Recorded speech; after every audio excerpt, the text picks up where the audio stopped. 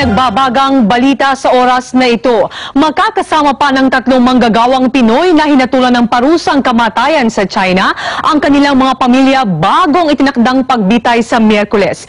Naroon nang dumating sa China ang pamilya nina Sally Ordinario at Ramon Credo, habang hinihintay pa ang pamilya naman ni Elizabeth Batain. Samantala, pinaubaya na ng Malacanang sa Chinese government ang desisyon kaugnay naman sa isinumiting affidavit ni Sally Ordinario sa Philippine Consulate officials kung saan nakasaad ang pangalan na umano'y recruiter na siyang nagbigay ng heroin para ipuslit patungong China noong 2008.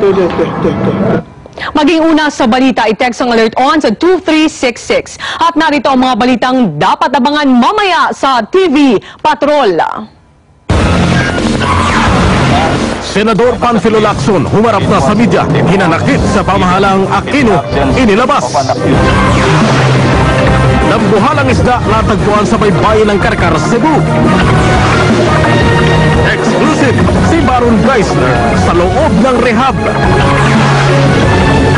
At girlfriend ni James ang husband ng Team Ascos. Makikilala na.